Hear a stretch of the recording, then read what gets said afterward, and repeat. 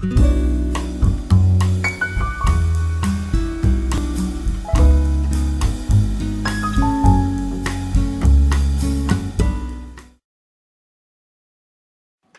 there, vinyl community. I have put on my little Christmas hat here since this is my final video before Christmas Eve. I know it's a little bit early maybe to do a little review of what I've been finding during this month of December, but I have a whole lot to do between Christmas and New Year's Eve, including trying to do a year in review for you there. So I thought it was the best to do to show what I've been finding during December right now. And if I do find anything more during what's left of December, I'm sure I will most likely do a little quick part 2 of this vinyl and CD update. So let's start and show what I've been finding. December, I haven't barely been having a time to actually think about buying records because I've been very occupied with helping a friend to move and work and so on, and so there have been little time of running in second-hand stores until right now, where I actually saw that they've been opening a brand new second-hand store here in Sundsvall, and wow, what a record part of that store. There was many boxes with records, and it was high quality. I didn't see almost any typical flea market records that you see on every flea market. It was quality records only. So and I will most likely be back there, so that is why I do that little that little reservation for that I might be doing a quick part 2 of what I've been finding during the December. However, I'm going to be a little occupied otherwise in December, during the what's left of December. So let's start with CDs. 3 CDs. What I've been finding during December hasn't been all that bad anyway, so I have very much vinyl to show. But 3 CDs, 2 of them are from the same artist. There's a Swedish band that from Jönköping, I think, Indiepop group from the late 90s that became very big with one of their hits, and then more or less faded away. I haven't given much attention to this band, not until they released a song called "The Man" that I became very happy to hear because it was so extremely good. And as usual, you can find YouTube links from many of the records that I'm showing in the description area, including this song "The Man" by Swedish group the Motorhomes. This is a long distance. The Long Distance Runner is the title of this album that contains the song "The Man." And I also managed to find the album before that, "Songs for Me and My Baby," that contains their biggest hit, a song called "Into the Night," a song that when it came I wasn't all too interested in because it was kind of boring, I thought, but very magnificent produced, but very boring melody. But the song has grown a bit for me since it came about 15 years ago, so I decided to give this album a chance. This was a CD that I was so happy to find. I showed last month that I found a record with Marx brother Icicle Works from his very short-lived big band, and believe it or not, this month I was able to find this CD. It is a CD with the 2 albums from on one CD. I was hesitating because I was hoping to find the vinyl versions of for this, but I'm not sure that I even going to do that because they're very hard to find. So I felt, why not? I want to have something. Harpo Marx, yet another Marx brother, and two vinyl albums on one CD. We're having the albums Harpo in Hi-Fi and Harpo at Work. I think that Björn Jakobsen has shown Harpo at Work once, and I was very interested in it. I listened to quick peeks of this one. He plays, of course, harp and to an orchestra, and it's very relaxing, very cozy. It is definitely something for you if you want some very relaxing music. For me, of course, it is my as a fan of the Marx brother that I most likely buy it, but it's from what I heard, very great music. So now I only hope to find one day a vinyl with the Groucho Marx, if that exists. I'm pretty sure that it does.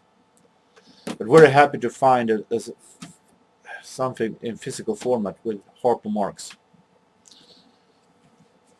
Vinyl then. Haven't found any vinyl singles this month, so I go straight to the full length. This was a little mistake actually. I bought it and I figured out that I already have it. This is one of these records. I've shown these records when I did my history of Swedish and American jazz. This is Metronome Records and their compilation of American artists playing in Sweden and vice versa. Americans in Sweden 1954 to 1959, volume 3. Plenty soul. It turned out that I had this one, so I will most likely not keep it. I would give it away in some direction.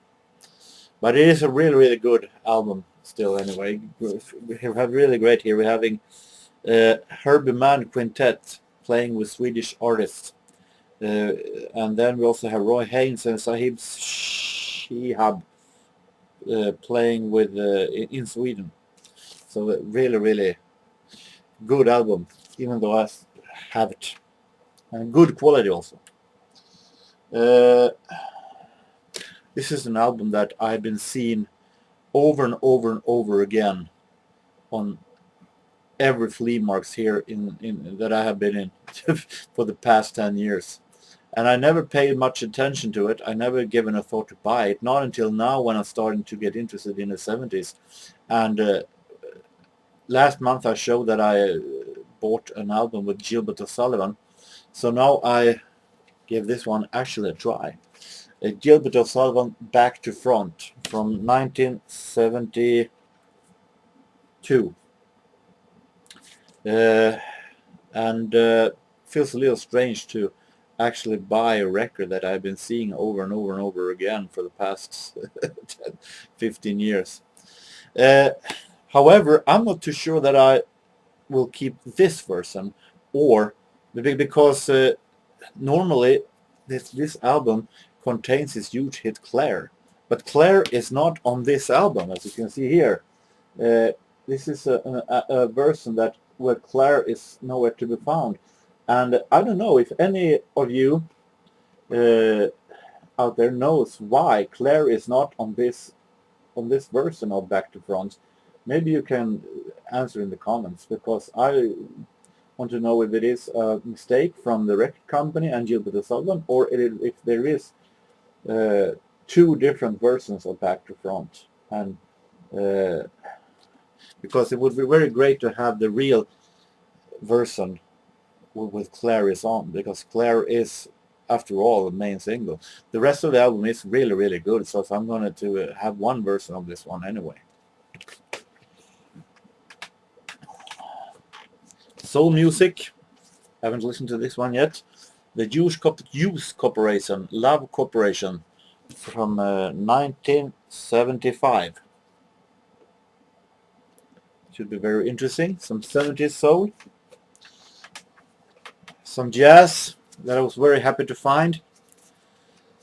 Gerry Mulligan meets Johnny Hodges. These are recordings from July 1960 containing Gerry Mulligan baritone, Johnny Hodges alto sax, Claude Williams on piano, Buddy Clark bass, and Mel Lewis drums. Should be very, very interesting. Two great saxophone players on a verb release. In our series, how to put a record back in the sleeve without damaging the sleeve. This one I bought, it was a risk taker, but I listened a quick peek and it sounds really interesting. So let's see how Neil Sedaka, how good he is in the full album in the 70s. Steppin' Out from 1976. Laughter in the Rain is a great song, and it is from the 70s, so I have nothing but high hopes. And this one I was also very, very happy to find. Narada Michael Walden and an album called Victory from 1980. Released on Atlantic. And Narada Michael Walden, one of the really, really great soul singers from the 80s. So this one is going to be very, very interesting. Soul producers also. One of the best soul. He's one of hell great artists and great musician in the soul genre. This one I bought out of pure curiosity, and I'm going to keep it because it's so rare to find it, even though I listened to it yesterday, and it's it's a good album, but it's not the best album by this artist. Actually, it's the Count Basie Trio for the first time, released on Pablo, recorded in 1974, and it has also Ray Brown bass and Louis Belson drums. Count Basie has said himself that he is no soloist on piano, and I think that a little bit he proved that on this album. He plays very, very slow, very, keeping a little low profile, and even though he should be the main player, and it's the first song, Baby Lawrence, is one of the few exceptions where it actually really gives everything and does a really fast song. Otherwise it is very bluesy, very slow, and not the kind of piano style that I'm hoping for when it comes to someone who is a leader of a trio, but it is still very interesting to have an album with the Count Basie Trio, because it's not often you find this. So only for that I want to keep this one. And speaking of piano trios, now getting into the records from this new fantastic second-hand store that I visited. And this is an Oscar Peterson album, actually. The London Concert, Oscar Peterson, Louis Belson, and John Hurd. Louis Belson once again. Recorded in the Royal Festival Hall in 1978. Great double LP, gatefold. And I've been listening to quick peeks. Sounds really good. I'm going to be really enjoying listening to the both of these albums in full length. Produced by Norman Granz, released on Pablo. So sounds like a really huge hit. Here was an album that with a band that I wanted to have for quite some time now in full length. I have a compilation with them that is really good, but now a really studio album with the Stylistics. Some great genuine 70s soul. You Are Beautiful from 1975, containing their hit Jenny and You Are Beautiful and so on, and of course Russell Tompkins Jr.'s falsetto voice, Mickey Mouse voice. I listened to this one, and it is a good album, really good album. I was hoping for it to be maybe a little bit more relaxing and smooth, but still I think it's a really, really good album, very, very well made. Even though for 10 songs that Mickey Mouse voice can be a little irritating in the end. Hearing so many songs with this voice, actually, even though it is characteristic for the Stylistics. But still, it's a good album, really good album, but maybe not the best soul album that I have. But still, the Stylistics have made so many great albums, and I can't wait to find the album where Bet You By Golly Wow is on. More jazz. This one I have on a jazz EP, I think I've shown it, and finally I was able to find it on a full-length vinyl, and that I was really happy for. The Natural Seven, jazz band here, containing Al Cohn, Joe Newman, Frank Rehack, Freddie Green, Milt Hinton, Nat Pierce, and O.C. Johnson. So I said I had this one on EP, and it sounds really, really interesting. Very much swing and rhythm and some great jazz. Looking forward to listen to this entire album. And more 70s soul. Isaac Hayes, Juice Fruit, Disco Freak. I also listened to quick peeks of this one. Sounds really, really good, really funky. Very much 70s soul disco that I really like. So this one, going to look forward actually to listen to. Really, really interesting gatefold.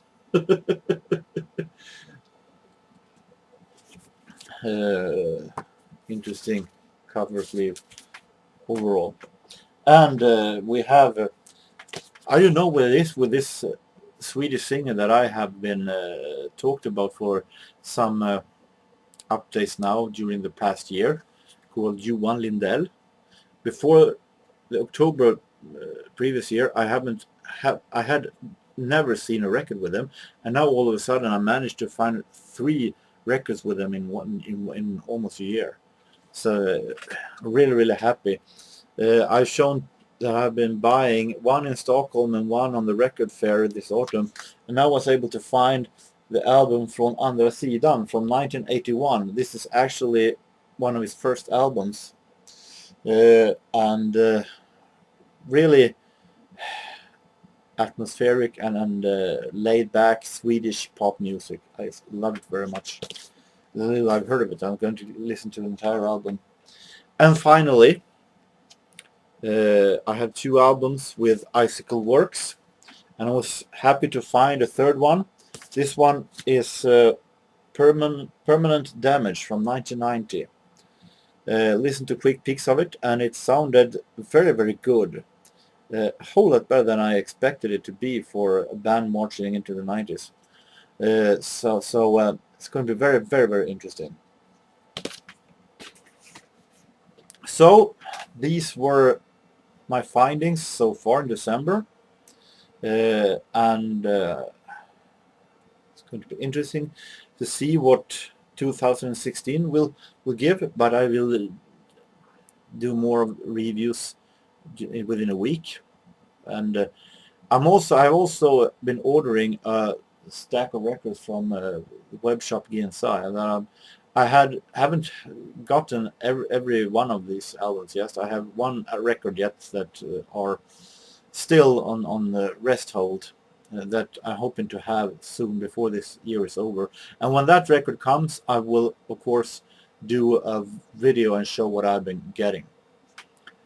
But until then, I hope that all of you have a really, really nice and warm and happy Christmas with a lot of great musical Christmas gifts. So Merry Christmas everyone, and so long.